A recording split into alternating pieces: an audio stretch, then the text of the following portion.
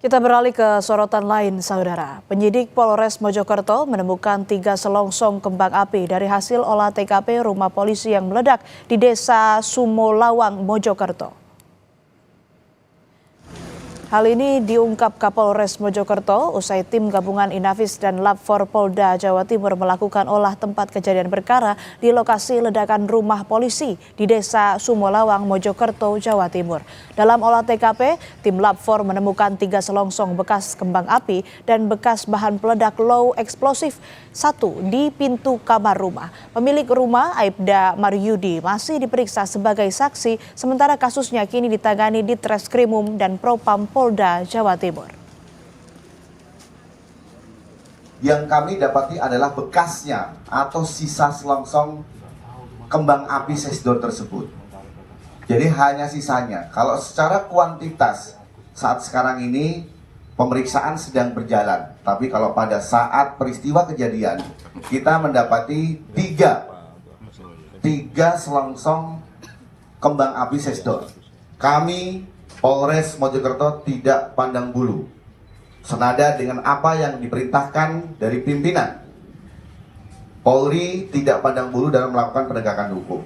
Kalau itu memang terbukti kelalaian anggota Polri, kami akan tindak tegas, baik itu secara peradilan umum ataupun kode etik profesi Polri. Selain 3 selongsong bekas kembang api yang telah terbakar, hasil sementara olah TKP yang dilakukan di rumah Aibda Maryudi juga ditemukan bekas bahan peledak low eksplosif di pintu kamar rumah. Penyidik pun tengah memeriksa Aibda Maryudi terkait temuan kembang api tersebut.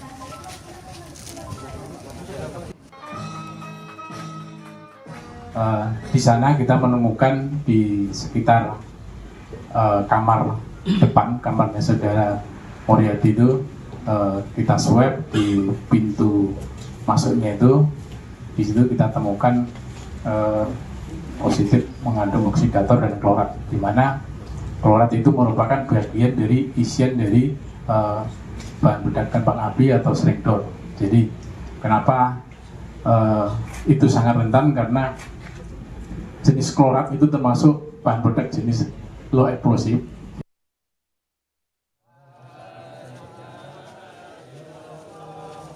Seorang ibu dan anaknya yang masih balita menjadi korban ledakan rumah polisi di Mojokerto, Jawa Timur.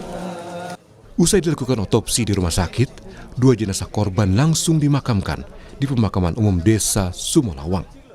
Jasad ibu dan anak ini dimakamkan dalam 1 liang. Polisi melakukan olah TKP dan membawa 3 tabung gas 3 kg. Keluarga korban tidak percaya jika ledakan yang terjadi akibat tabung LPG. Karena usai ledakan, kepulan asap tebal membumbung dari lokasi ledakan.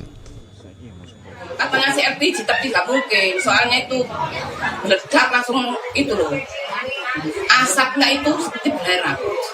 Baunya itu saya keluar itu, beluknya itu bawahnya, tapi nggak ada kebakaran. Tim dokter forensik yang melakukan otopsi terhadap 2 korban meninggal memastikan kematian korban tidak terkait langsung dengan peristiwa ledakan yang menghancurkan rumahnya. Ibu dan anak itu meninggal akibat kehabisan nafas setelah tertimpa reruntuhan bangunan rumahnya. Sang anak meninggal di lokasi kejadian dengan luka di bagian kepala dan beberapa anggota tubuh lainnya. Sementara sang ibu meninggal dalam perjalanan ke rumah sakit. Jenazah yang pertama atas nama anak MAK, usia 2 tahun.